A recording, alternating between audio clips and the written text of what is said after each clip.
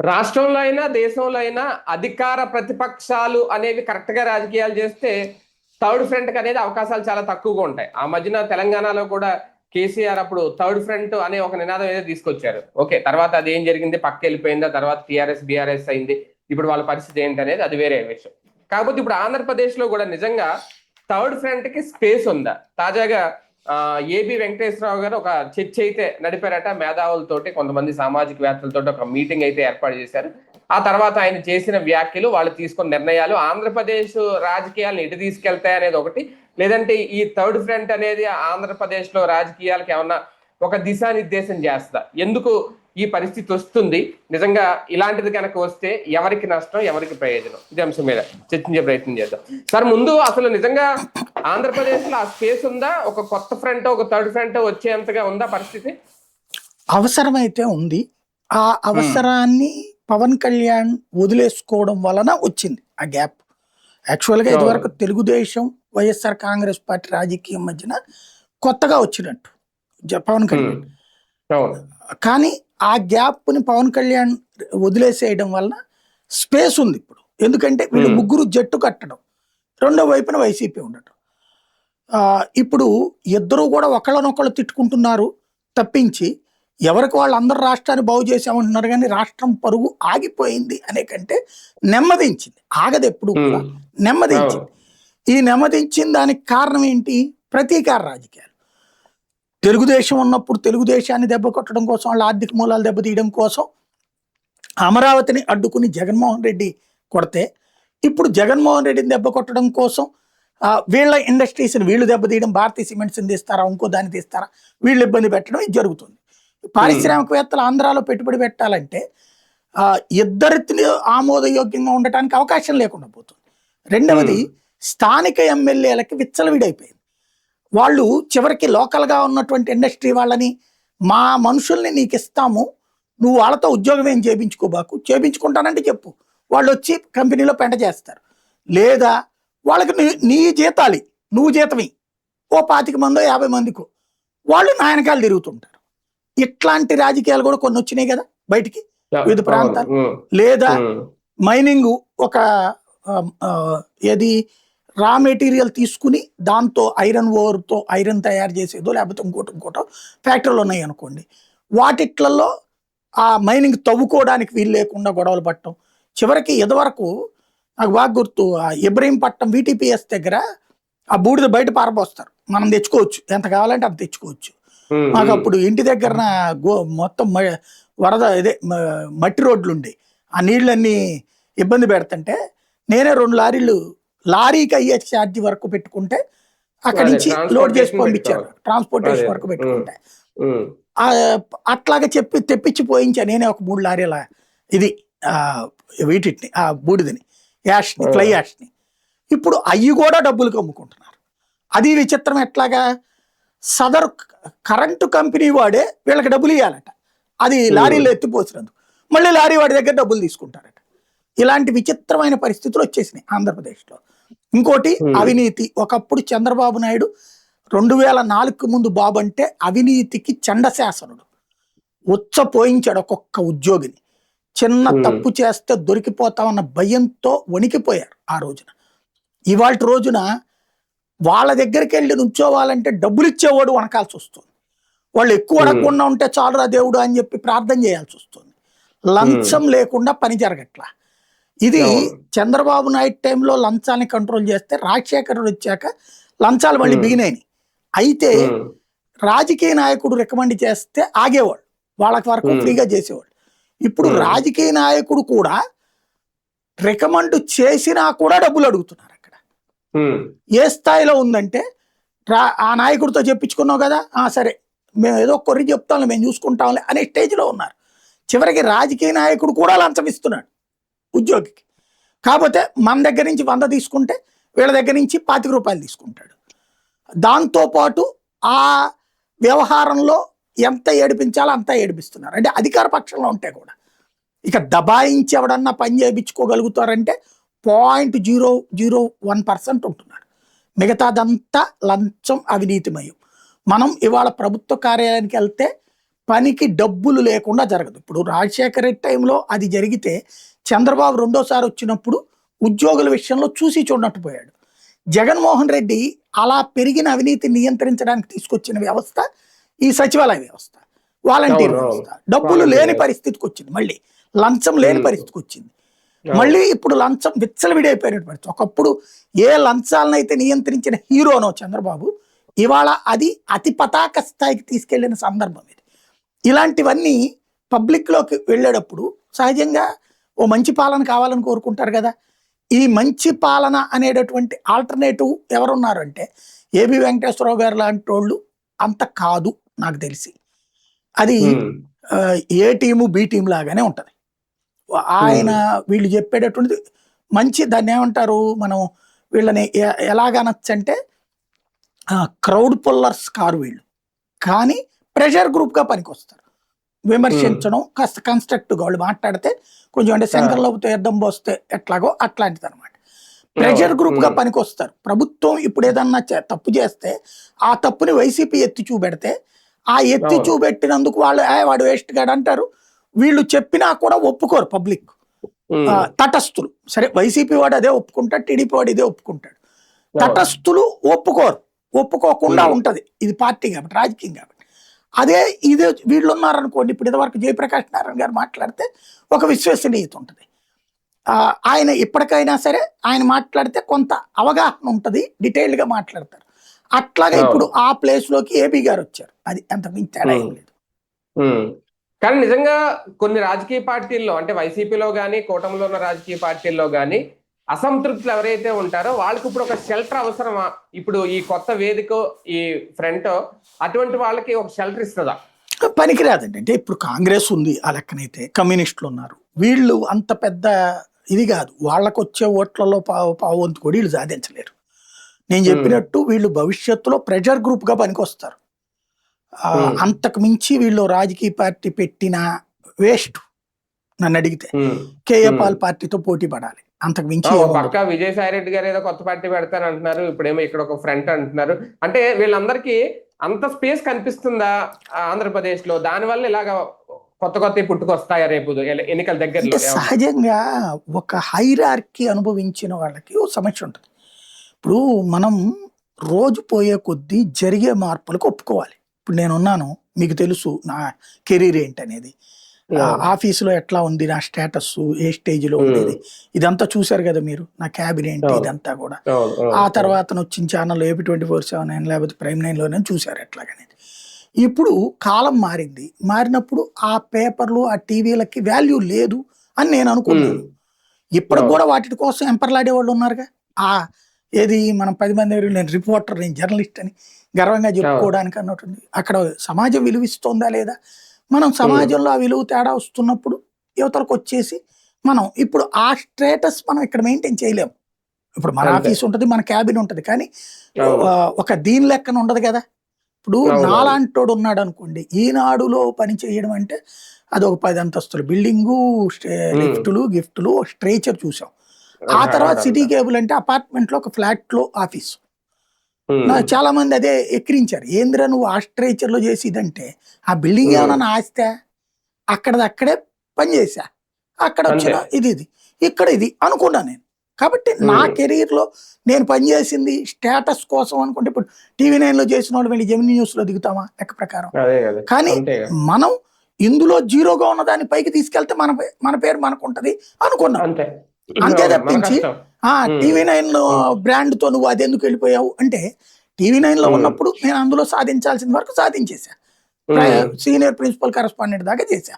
Next level కి అక్కడ option లేదు. దెన్ జెమినీలో ఛానల్ హెడ్ ఛాన్స్ వచ్చింది. At the same time salary 40,000 ఎక్కువ వచ్చింది. అప్పుడు ఆ స్ట్రేచర్ ఏంటి, దాంట్లో క్యాబిన్ మనకు ఒక లెక్క. మనం అంతకుముందు 10 మంది ఆర్డర్లు తీసుకునేవాళ్ళం, ఇక్కడ 10 మందికి మనం సలహా ఆదేశాలు ఇవ్వగలిగే స్థితిలో ఉన్నాం. ఇది అనుభవించాం. కానీ నేను ఎప్పుడన్నా దాన్ని ఆస్వాదించడం చూసారా మీరు? అక్కడ నేల మీద పడుకుని పని చేసుకున్న రోజులు ఉన్నాయి, చూశారు కదా. అంటే ఇది ఒక సెటప్, అంటే సైకలాజికల్ గా ఈ అహాన్ని మనం వేడాలి. కానీ ఆ పొజిషన్ లో ఉన్నోళ్ళు ఇవాళకి కూడా ఏమి జీతాలు రాకపోయినా ఉద్యోగాలు ఎందుకు చేస్తున్నారు చాలా మంది జర్నలిస్టులు? శాలరీస్ కాకుండా ఎదురు తెచ్చి పెట్టండి అని కంపెనీలు అడుగుతున్నా. అంటే ఆ ఈగో, మనం నాయకుడి దగ్గరికి వెళ్తే మనకు వాల్యూ ఉండదు, మనం ఇది లేకపోతే అనేది. వీళ్ళు అట్లాంటి వాళ్ళు ఇప్పుడు హైరార్కీలో పనిచేసిన అధికారులు, వాళ్ళకి పద్దాకి సెల్యూట్లు కొట్టినటువంటి వాళ్ళు, ఇవాళ వాళ్ళు ఇంటికి వెళ్ళి కూర్చుంటే లేకపోతే ఏ పెన్షన్ దగ్గరికి వెళ్తే ఆవిడ పట్టించుకోడు వాళ్ళని. అదే ఇప్పుడు ప్రెషర్ గ్రూప్గా ఉన్నారు, ఆటోమేటిక్గా సార్ నమస్తే సార్ బాగున్నారు సార్ మీరు బాగా మాట్లాడుతున్నారు సార్ ఈ మధ్యన అంటారు కదా వీళ్ళకి. ఈ తృప్తి అది పోయినా ఇప్పటికీ ఓ తృప్తి ఒకటి. వీళ్ళు అనుకుంటారు ఇలాగ సెల్యూట్ కొట్టిన వాళ్ళు ఇలా దండం పెట్టిన వాళ్ళు అందరూ ఓటేయరని వాళ్ళకే తెలుసు. బట్ కనీసం వాళ్ళ పెన్షన్ వాళ్ళకి వస్తుంది. ఇంట్లో గాలి కూర్చునే కంటే కూడా ప్రెషర్ గ్రూప్గా ఉంటే అందరూ సెల్యూట్లు కొడుతున్నారు కదా, అవును రాయబడేద్దాం పోయేదే ఉంది మనకి. ఇప్పుడు అప్పట్లో అట్లాగే రిటైర్ అయిన ఉద్యోగులే కదా చేరింది దాంట్లో, ఏది మన జేపీ గారి పార్టీలో అనేక మంది 100కి 90 మంది రిటైర్ అయిన వాళ్ళే ఉండేవాళ్ళు. రిటైర్ అయిన ఉద్యోగులు ప్రజలు నమ్మరండి, ఫస్ట్ అది గుర్తుపెట్టుకోవాలి మనం. ఎందుకంటే వాళ్ళకి రిటైర్ అయిన వాళ్ళు వాళ్ళ జీతం ప్రకారమే పనిచేస్తే ఇవాళ ఆ స్టేటస్ మెయింటైన్ చేయలేరు. స్టేటస్ మెయింటైన్ చేస్తున్నారంటే వెనకాల ఆస్తులు ఉన్నాయని వీళ్ళు అంటారు, కానీ వాళ్ళు ఏదో తిన్నారని అనుకుంటారు. తినం కేజ్రీవాల్కి సాధ్యమైంది అప్పట్లో. కానీ ఇలాంటి వాళ్ళు అంటే ఇప్పుడు నిన్న ఈయన అన్నది కూడా ఇలాగ మీరు అన్నట్టు ఇప్పుడు లోక్ సత్తాకి ఎవరైతే వచ్చారో ఇలాగ మేధావులు లేదంటే రిటైర్డ్ వాళ్ళు సామాజికవేత్తలు వీళ్ళ వల్ల అటు ఇటు ప్రతిపక్షాన్ని అధికార పక్షాన్ని తప్పుల్లో లేదంటే వాళ్ళు చేసే పనులను ప్రశ్నించడానికి ఎత్తి చూపించడానికి కూడా ఒక ప్లాట్ఫామ్ కావాలి. అందుకు వీళ్ళు వస్తారా నిజంగా ఇలా వచ్చి రాజకీయాలను శాసిస్తాయా రేపు 29లో? అంటే ఇది ఒకప్పుడు నడిచిందండి. ఈవెన్ మీరు జయప్రకాష్ నారాయణ గారు పార్టీ పెట్టక ముందు నడిచింది. ఆయన పార్టీ పెట్టాక ఏమైపోయింది? ఆయన వాల్యూ కూడా డౌన్ అయిపోలా. నేను ఒకటి చెప్తా, ఇప్పుడు కూడా జర్నలిజం నాశనం ఎట్లా అయింది అంటే, మనం రాజకీయ నాయకుడిని ఏలెత్తి చూపెడతాం, అంటే తెల్ల షర్ట్ వేసుకుని బురద గుంటలో దిగి ఉన్నాడు, మనం దాని చుట్టూ నడుస్తూ ఆయన వట్ట తప్పు చేసావు ఎట్ట తప్పు చేసావు అని ఏలెత్తి చూపెడతాం. వాడు ఏం చేశాడు, ఏం చేయమంటారు సార్ అని ఎట్టిట్ట చదివాడు, అది వచ్చి జల్లు మన అందరి మీద పడింది. మనం తెల్ల సొక్కాలు వేసుకుని ఉన్నాం, ఇది తుడిచాం కడిగిచ్చాం వాషింగ్ మిషన్ లో వేసాం, కానీ మరకపోదు. ఈ మరక చూపెట్టి నీకు మరక ఉంది నాకు మరక ఉంది ఏందో తేడా అంటున్నాడు. ఇప్పుడు మీడియా అట్టగే పోయింది కదా విశ్వసనీయత. అంతే ఇప్పుడు ఇక్కడ జరుగుతున్నది అంతే. వీళ్ళు చెప్తారు, ఇదివరకు పబ్లిక్ అట్లాగా ప్రెషర్ గ్రూప్స్ ని నమ్మేవాళ్ళు. అప్పుడు ఏంటంటే ఒక 30% ఓట్లు ఉండేవి అధికార పక్షానికి ప్రతిపక్షానికి, 40% తటస్థ ఓటర్ ఉండేవాడు. తర్వాత 30% పడిపోయారు, ఇప్పుడు 20% పడిపోయారు. ఇవాళ 20% 10 నుంచి 20% ఉన్నారు. ఈ 20% మందిలో 10% మంది చిరాకేస్తే ఓటే వేయరు అసలు శాంతం. కాబట్టి వీళ్ళు ఈ ప్రెషర్ గ్రూప్ కి పనికొస్తారు, కానీ వీళ్ళకు ఓటేరు. వీళ్ళు చెప్పే మాటలకు అనుగుణంగా అధికార పార్టీకి ఎలా ప్రతిపక్షానికి ఎలా డిసైడ్ అవుతారు వీళ్ళు. ఇవాళ ఉన్న పరిస్థితి అది నేను అబ్జర్వ్ చేసినంత వరకు. కానీ నిజంగా ఇలాంటివి వస్తే అధికార పక్షానికే నష్టమా? అట్లేముండదండి. ఇప్పుడు వీళ్ళేమి, మీరు ఫైనల్ ఆల్టర్నేటివ్ చూస్తే ఏబి వెంకటేశ్వరరావు గారు జగన్ కి ఓటు వేయొద్దు అనే చెప్తారు. జగన్ చాలా రాక్షసుడు, అతనితో పోల్చుకుంటే చంద్రబాబు బెటర్ అంటారు. దెన్ బాబుతో తనని పోల్చుకోలేడు కదా ఆయన. బాబు కంటే నాకు ఓటేయండి అని చెప్తాడా? బాబు కంటే నేను బెటర్ అని చెప్తాడా? చెప్పడు. అక్కడే అయిపోయింది కదా. కాస్త వస్తో ఈయనతో పోల్చుకుంటే జయప్రకాష్ నారాయణకి కొంత బెటర్ ఉంది, ఎందుకంటే అప్పుడు ఆయనకి పొలిటికల్ ఎఫిలియేషన్ లేదు. తర్వాత కాలంలో ఆయన వలన ఓడామని చెప్పి తెలుగుదేశం వాళ్ళు ఆయన తిట్టిపోశారు. ఇది కూకట్పల్లి తర్వాత కొన్ని ఏరియాల్లో ఆయన వల్ల కొన్ని ఓట్లు తగ్గినాయి అని. తర్వాత అది కాంగ్రెస్ పార్టీని దెబ్బతీశాడంటూ కాంగ్రెస్ వాళ్ళు ఆయన్ని తిట్టిపోశారు. ఈవెన్ ఈ తెలంగాణ ఉద్యమం అప్పుడు టిఆర్ఎస్ వాళ్ళు కూడా గొడవపడ్డారు ఆయనతో. బట్ ఈయనకి ఆల్రెడీ ఒక ముద్ర వేసేసింది వైసీపీ, టీడీపీ ముద్ర. ఈయన అది కాదు అని ప్రూవ్ చేయడానికి టీడీపీని కూడా విమర్శిస్తున్నారు. కానీ జగన్ని విమర్శించడం తగ్గదు. జగన్ని ద్వేషిస్తారు, తెలుగుదేశాన్ని విమర్శిస్తారు. అప్పుడు ఈయన్ని ఏ కోణంలో నుంచి చూస్తుంది సమాజం? అంటే నేను జగన్ ఏం సపోర్ట్ కాదు అని చెప్పడం, మన 22A విషయంలో అంత ఇది చేసినా ఏం చేసినా అది ప్రభుత్వానికి వ్యతిరేకమే, అలాగని జగన్ అయితే సపోర్ట్ కాదు మళ్ళీ. అదే కదా, అంటే ఆయన నేను తటస్తుండని చెప్తున్నారు. ప్రజలు అలా నమ్ముతారా? Okay, number 1. రెండవది, ఉమ్, పబ్లిక్ ఉన్న వెధవల్లో మంచి వెధవని ఎన్నుకోవాలనుకుంటున్నారు కానీ మంచోడిని ఎన్నుకోవాలనుకోవట్లే. అది ఉన్న వెధవల్లో మంచి వెధవని ఎన్నుకుందాం అనుకుంటున్నారు. అవును. ఉమ్, అంతే తప్పించి కంప్లీట్ మంచోడు కావాలని కోరుకోవట్లేదు. అవును. అక్కడ ఇంకా పెద్ద మైనస్ కదా, సమస్య కదా. కానీ ఇందులో ఈయన అన్నది ఇంకోటి కూడా, మా కులాలకి మతాలకి అతీతంగా ఒక సెక్యులర్ భావజాలంతో ఇది రాబోతోంది అనేది. ఇప్పుడు అదే ఆ భావజాలంతో ఆల్రెడీ కాంగ్రెస్ ఉందేమో కదా. ఆయన ఉపన్యాసం అంతా విన్నాక నాకు మొదటి ముక్కలు విన్నప్పుడు బాగా అనిపించింది. ఆ తర్వాత ఆయన మాట్లాడింది చూశాక ఇక అయిపోయిందిలే అనుకున్నా. ఎందుకంటే ఆల్రెడీ కమ్యూనిస్ట్ ఐడియాలజీనే చెప్తున్నాడు ఆయన. ఏమని, ఆ ఈ రాష్ట్రంలో మత పిచ్చ పెరిగిపోతుంది, హిందూ పిచ్చ పెరిగిపోతుంది, వేరే మతాల వాళ్ళని రైట్ చేస్తున్నారు, అసలు మైనార్టీలకి ఈ రాష్ట్రంలో ఏం అన్యాయం ఇదే మైనార్టీలకి మైనార్టీల వల్ల హిందువులకు అసలు ఎలాంటి ప్రాబ్లం లేని రాష్ట్రం ఉంది అని చెప్తున్నారు. అక్కడే అయిపోయింది అయింది. ఇప్పుడు నంద్యాలలో జరిగింది ఏంటి, లేకపోతే టిప్పు సుల్తాన్ విగ్రహం గురించి గొడవ ఏంటి, కడప జిల్లా దగ్గర జరిగింది, రాయచోటి దగ్గర. లేకపోతే గనక అప్పుడు మచిలీపట్నంలో జరిగిన గొడవ ఏంటి, లేకపోతే గనక ఇక్కడ ఇప్పుడు ఆ మధ్యన గుంటూరు జిల్లాలో జరిగినటువంటి ఇష్యూస్ ఏంటి, ఆకివీడులో జరిగిన గొడవ ఏంటి, హిందువుల యొక్క మత విశ్వాసాన్ని దెబ్బతీస్తూ జరిగిన కుట్రలు కదా. ఇంకోటి ఆ రామతీర్థంలో జరిగింది ఏంటి, లేకపోతే అంతర్వేదిలో జరిగింది ఏంది, ఇవేమి హిందువులకి ఎవరు చేసింది హిందువులు చేసుకున్నారు, అది లేదు కదా. మరి అయ్యేం జరగలేదని చెప్తున్నారు ఈయన. అంటే పాతకాలపు కాంగ్రెస్ నాటకం, గుడ్డి నాటకం, కమ్యూనిస్ట్ గుడ్డి నాటకం, హిందువులకి ఏ అన్యాయం జరుగుతున్నా సరే ఏమి పట్టనట్టు వ్యవహరిస్తూ హిందువులనే ఉన్మాదులుగా చూపించేవాళ్ళు. ఈయన అదే భాష వాడారు, అంతకంటే తీవ్రంగా వాడారు ఈయన. అంటే కన్విన్స్ చేసే ప్రయత్నం చేస్తున్నాడు. అంటే అన్యాయానికి గురవుతుంది వాళ్ళ హిందువులు. వాళ్ళ మనం 100 మంది ముస్లింలు ఉన్న ఏరియాలో గుడి కట్టకూడదట, 100 మంది క్రిస్టియన్స్ ఉన్న ఏరియాలో గుడి కట్టకూడదట, కానీ 100 మంది హిందువులు ఉన్న ఏరియాలో చర్చి కడతాడట, మసీదు కడతాడట. ఇది ఇంకొకటి, మైకు పర్మిషన్ లేకుండానే నీ సందులో 100 మంది హిందువులు ఉంటారు, అందులో ఒక 5-6 క్రైస్తవ కుటుంబం ఉంటది, వాళ్ళు ప్రార్థనని అక్కడ పెట్టేసుకుంటారు పెద్ద ఎత్తున మైకులు పెట్టేసుకుని, చుట్టుపక్కల ఏరియాల నుంచి అక్కడికి వచ్చి కూర్చుంటారు. ఏదన్నా అడిగితే కనుక ఇది సెక్యులరిజానికి లోపం అంటారు. అదే 100 మంది ముస్లింలు 100 మంది క్రిస్టియన్స్ ఉన్న ఏరియాలోకి తీసుకెళ్లి మనం భజన కార్యక్రమం పెడదాం, వాళ్ళు యాక్సెప్ట్ చేస్తారా? పర్మిషన్ లేదని పోలీసులు ఆపుతుండే అట్లాంటి. ఇది తెలియదా వీళ్ళకి? తెలిసి కూడా దాన్ని ఏమంటారంటే సెలెక్టివ్ గుడ్డితనం వీళ్ళకి. గుడ్డి వాళ్ళకి ఇంకా ఆలోచన ఉంటుంది, వాళ్ళకి మెదడు నుంచి చాలా జాగ్రత్తగా ఆలోచిస్తారు. వీళ్ళు కళ్ళున్న గుడ్డి వాళ్ళు. అలాంటి వాళ్ళు ఏమీ లేదని చెప్పడంతో నాకు అక్కడ అర్థమైపోయింది, హైందవ శంకరావం ఏ నాయకుడు లేడు, ఎందుకు జనం వచ్చారు అంటే ఇవన్నీ మత పెచ్చ అనుకుంటున్నారు. ఈయన మత పెచ్చతో అయితే కనుక వేరే మతం వాడు ఇక్కడ ఉంటాడా, తిరగనిస్తారా?